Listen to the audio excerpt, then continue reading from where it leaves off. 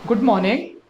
तो आज हम पढ़ने वाले हैं इनर ईयर के बारे में। अभी तक हमने देख लिया था ईयर के बारे में, हमने पढ़ा था बाहर वाला पार्ट इन्ना कहलाता है। फिर ये ऑडिटरी केनाल होती है जिसको एक्सटर्नल ऑडिटरी मियाटस बोलते हैं, और यहाँ पे एक मेम्ब्रेन होती है जिसे टिम्पैनिक मेम्ब्रेन बोलते हैं। उसके बाद हमने पढ़ लिया था कि एक बीच की कैविटी होती है जिसे मिडल ईयर बोला जाता है, जिसमें 3 ऑसिकल्स होते हैं। ऑसिकल्स मीन्स 3 बोन होते हैं। एक हैमर शेप होता है, फिर एक एनविल शेप होता है, और एक स्ट्रिप शेप होता है। यहाँ तक कि मिडिल ईयर कैविटी होती है, इसमें तीनों बोन होती है और इनके बीच में एक जॉइंट प्रेजेंट होता है। क्योंकि ये मूव करती है, जैसे ही साउंड इस पे टकराएगा टिम्पैनिक मेम्ब्रेन पे वाइब्रेशन होगा, तो टिम्पैनिक मेम्ब्रेन से जुड़ा हुआ रहता है हमारा मेलस। और मेलस क्या करेगा, मूव करेगा, और जो इनके बीच का जॉइंट है, ये जॉइंट होते हैं साइनोवियल जॉइंट। कौन से जॉइंट होते हैं? Synovial joint. ये मिडिल ईयर की बात हो गई थी। उसके बाद हमने कहा था कि एक कैविटी निकलती है इनर ईयर में, और वो कुछ इस तरीके से एक स्ट्रक्चर बनाती है। इस स्ट्रक्चर के अंदर फिर से एक और स्ट्रक्चर होता है जिसको हमने क्या बोला था, जिसको हमने बोला था कि ये 2 चीजों से मिलके बना होता है हमारा बोनी लेब्रिंथ जो भी होता है। क्या किन चीजों से मिलके बना होता है?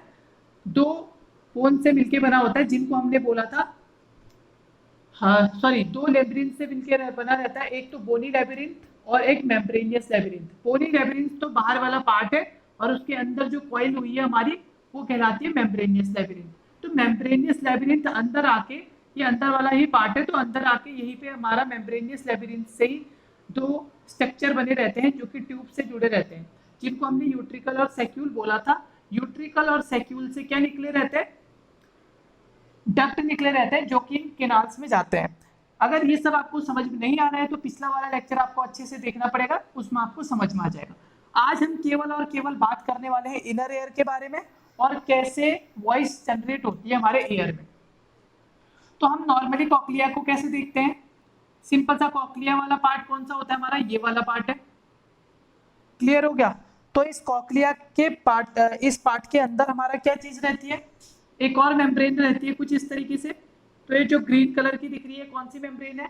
ये मेम्ब्रेनियस है। बाहर वाली ब्लैक वाली कौन सी है? बोनी लेब्रिंथ है। ठीक है, मेम्ब्रेनियस लेब्रिंथ और बोनी लेब्रिंथ दोनों अलग अलग हो गए। अब अगर मेरे को इसके स्ट्रक्चर को समझना है, तो क्या मैं इसको कुछ इस तरीके से बना सकता हूं? मैंने अब ये सीधी कर दी, सपोज अब ये कॉइल्ड थी पूरी, अब मैंने इसको सीधा कर लिया, तो इसके अंदर मुझे मेम्ब्रेनियस लेबिरिंथ भी बनानी पड़ेगी। तो आप इसको समझ सकते हैं कि ये है पार्ट। क्लियर हो गया? और एक और बात कर लेते हैं। अब इसको हमने अभी सीधा कर लिया, अब एक और कट सेक्शन देख लेते हैं इसका। अगर हम इसको बीच में से कट कर दें, इसको बीच में से ऐसे कट कर दें, तो हमें क्या दिखाई देगा? इस तरीके से दिखाई देगा। अगर हम इसका कट सेक्शन ले लें और इसके अंदर हमको इस तरीके से क्या दिखाई देगी? Membranosus labyrinth. क्लियर हो गया? अब हम बात करते हैं यहाँ पे, ये कॉक्लिया है पूरा। कॉक्लिया के ऊपर ये इस वाले पार्ट में क्या भरा हुआ है? क्योंकि ये कौन सा पार्ट है? बोनी लेब्रिंथ है। बोनी लेब्रिंथ के ऊपर अंदर क्या भरा रहता है हमेशा? पेरिलिम्फ। पढ़ा था हमने पिछले लेक्चर में। ठीक है, और हमारी जो मेम्ब्रेनियस लेब्रिंथ है उसके अंदर क्या भरा रहता है? एंडोलिम्फ। ये भी आपको पता है, यहाँ पे एंडोलिम्फ भरा हुआ है, ये पूरा का पूरा। लेकिन ये हमारी जो यहाँ पे भी अगर ऐसे ही मान ले, तो हम यहाँ पे क्या भरा हुआ हमारा? दोनों साइड पे, ये दोनों साइड पे हमारा क्या भरा हुआ है?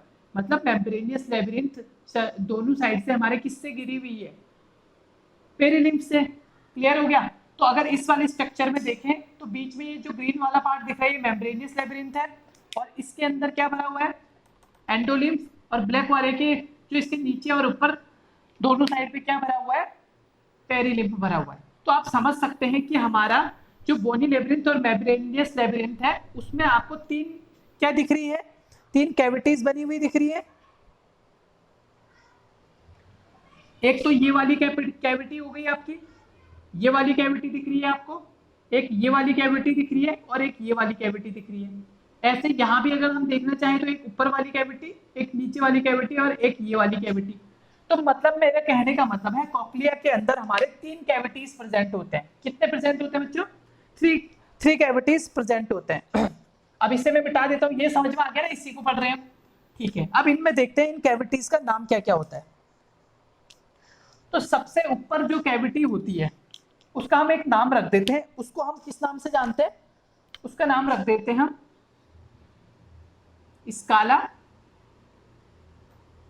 वेस्टिब्यूलाई। क्या रख देते हैं सबसे ऊपर वाली कैविटी का नाम? स्काला वेस्टिब्यूलाई। मिड वाली का नाम क्या रख देते हैं? इसका सिंपल सा नाम रखते हैं हम स्काला मीडिया। और जो सबसे नीचे रहती है उसका नाम हम रख देते हैं स्काला टिम्पैनी। तो ये तीनों क्या हो गई? कैविटीज हो गई। ठीक है, तीन कैविटी बन गई हमारे बोनी और मेम्ब्रेनियस लेबिरिंथ को जोड़ के। ये तीनों यही हैं। ये स्काला, अगर इस वाले स्ट्रक्चर में देखेंगे आप तो स्काला वेस्टिब्यूलाई, स्काला मीडिया और स्काला टिम्पैनी। अब आप समझ गए होंगे कि कहाँ पे क्या चीज है। तो हमने कैविटीज पढ़ ली, इतना समझ में आ गया। अब इन कैविटीज के साथ साथ इसमें कुछ मेम्ब्रेन भी प्रेजेंट होती हैं। अब उन मेम्ब्रेन्स की बात कर लेते हैं।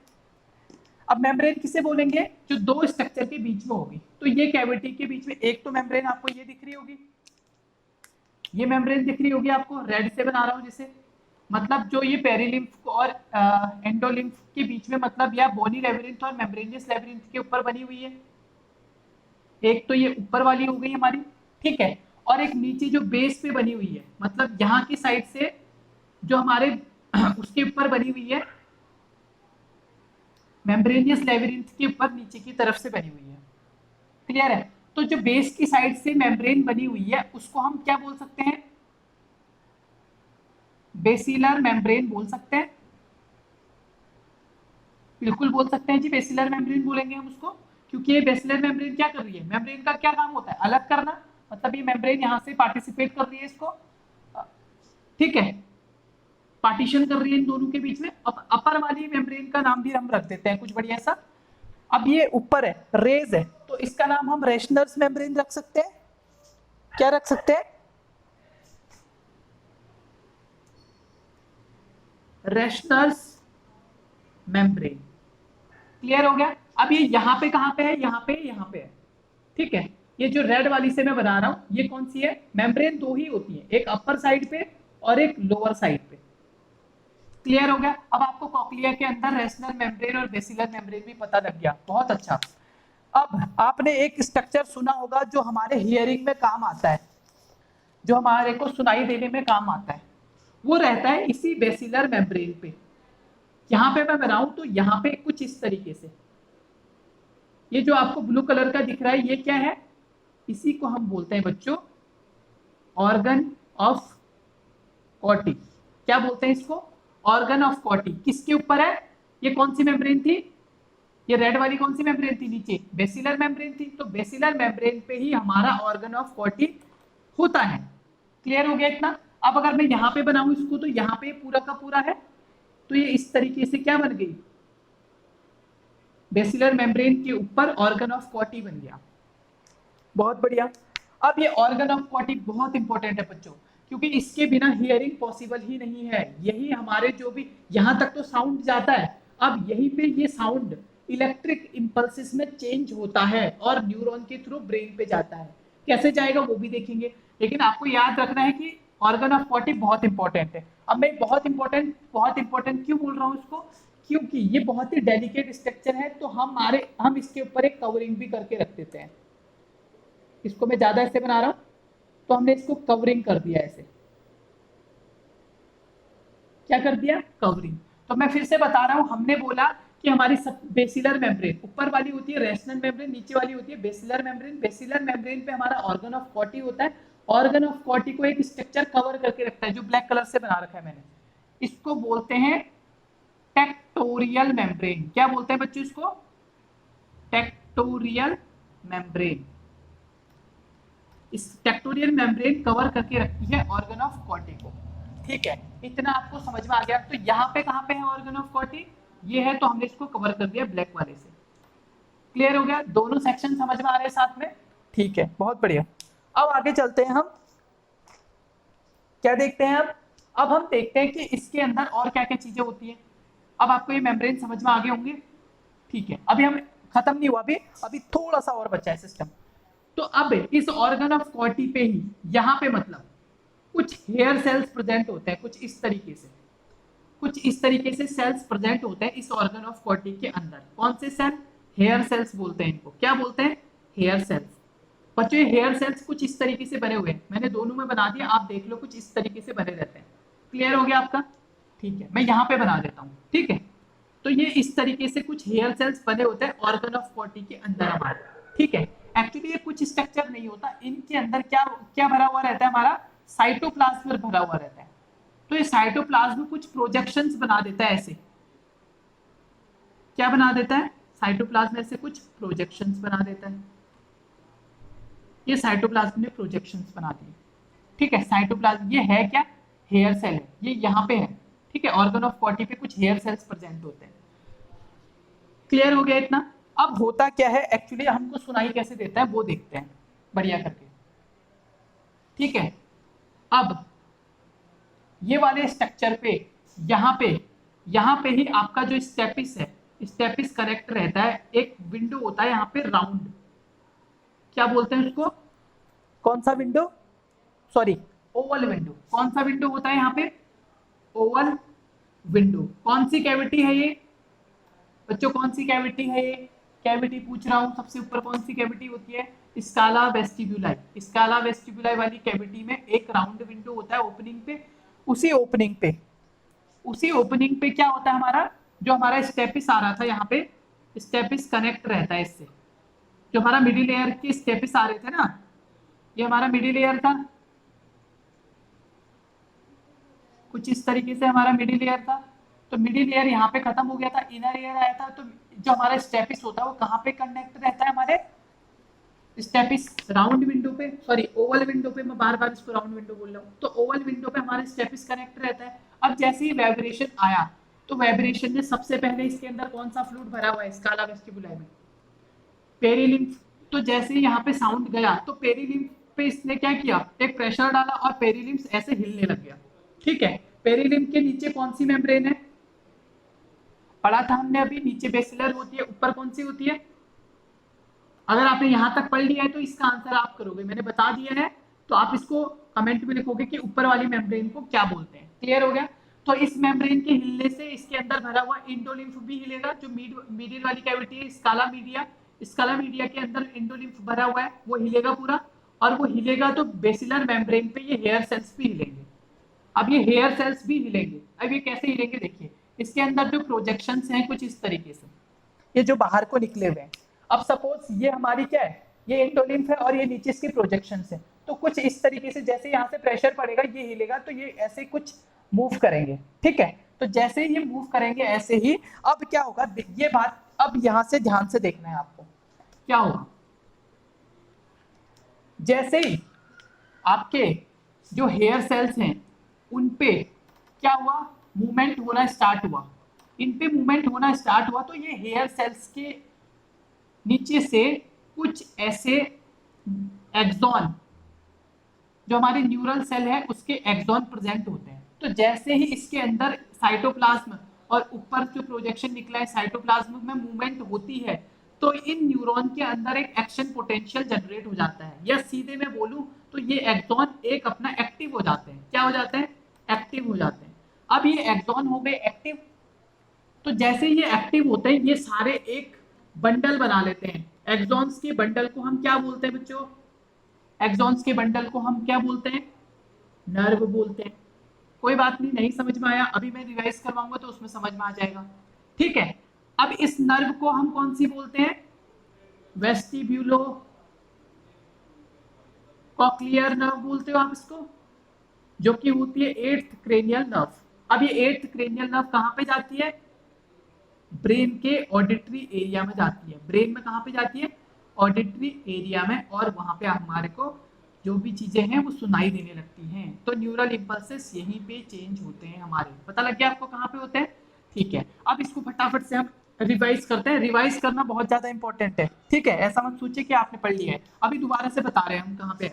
ठीक है, तो मैंने बोला था क्या होता है, कुछ हमारी कॉक्लिया कुछ इस तरीके से थी, ये हमारी इंडोलिम्फ थी, और इसके बाहर से हमारी बड़ी वाली जो सॉरी ये बोनी लेबिरिंथ बना दिया अभी मैंने ग्रीन से। ठीक है, इसके अंदर क्या भरा रहता है?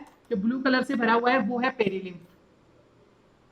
अब मैंने पेरिलिम्फ पे क्या बोला था, ये वाली कैविटी कौन सी होती है, ये आपको बताना है, नहीं आपको मेम्ब्रेन बतानी है ना। तो ये होती है स्काला वेस्टिब्यूलाई।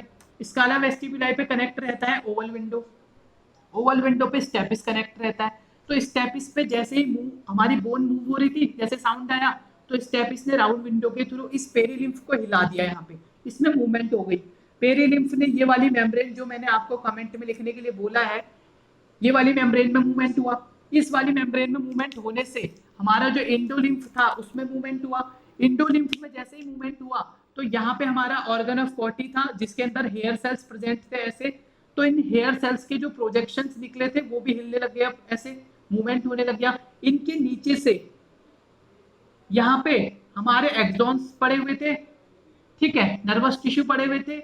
इन सब में जैसे ही एक्शन पोटेंशियल जनरेट हुआ, मतलब इनने सबने एक्टिव हो गए, तो इन्होंने क्या किया, जो भी यहाँ पे मैसेज आया था उसको न्यूरो ट्रांसमीटर में चेंज किया या इलेक्ट्रिकल इंपल्सेस में चेंज किया और एक बंडल बना लिया अपना, जिस बंडल को हमने नर्व बोला और उसको वेस्टिबुलो कॉक्लियर नर्व बोला, जो कि ब्रेन में चले जाती है मैसेज लेके।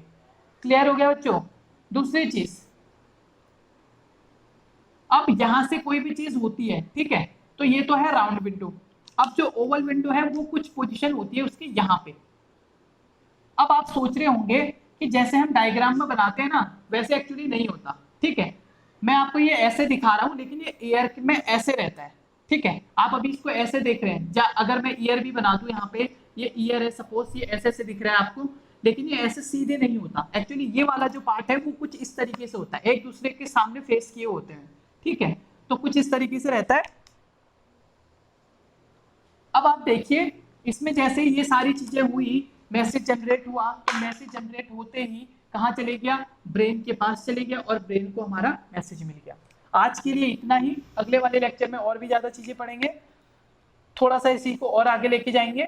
यहाँ तक आपको समझ में आया होगा, समझ में आया है तो बिल्कुल लिखे नीचे कि हमें समझ में आया है, या अगर कोई इंप्रूवमेंट चाहते हैं या कोई क्वेश्चन है वो भी कमेंट बॉक्स में लिख सकते हैं। Thank you.